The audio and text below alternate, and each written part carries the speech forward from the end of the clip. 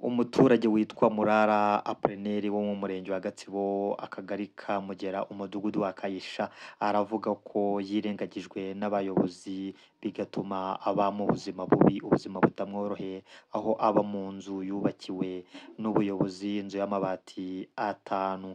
Uyu Murara Apreneri aravuga ko nta mituweli agira, amaze igihe kinini nta mituweli agira, dore ko hari abaturage bayimutangiraga, ubu ngubu nabo bakaba bari bamaze kunanirwa. Mituweli yararangiye ntayo ngira y'abaturage bantangiraga,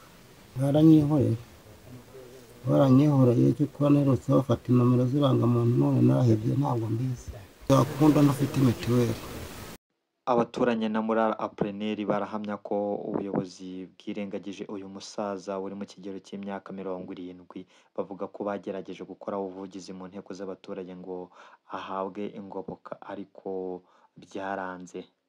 Umusaza agifite imbaraga yabashaga guca inshuro nyine, n'umukecuru abana be bose nyine arabagendana, umusaza bagenda ukwe. None igihe kigeze ubuyobozi bugeze aho bumushingiramo akazu. Iyi nzu yubatswe n'ubuyobozi? Yubatswe n'ubuyobozi, nta kintu bamuhaye inzu ariko nta kintu bigeze bamumarira. Nk'abantu muturanye nawe n'iki mumusabira? Iki tumusabira niyo wavuga mu bayobozi, ntabwo ibyo ngibyo babyumva. None se hari uko tutavuga ni Murara rwose inzara igiye kumwica, mujye mureba uko mumugenza buri kwezi, na mituweli ayitangirwa n'abaturage abo mu cyiciro cya 3. Mutabazi Geoffrey ni umunyamabanga nshingwabikorwa w'umurenge wa Mugera, yavuze ko ikibazo atarakizi ariko ngo bagiye gukurikirana bamufashe. Ntabwo nshobora guhuza neza isura n'izina by'ukuri, abantu bafite ibintu by'ibibazo bari benshi, ariko nakwiforoma nkabaza neza.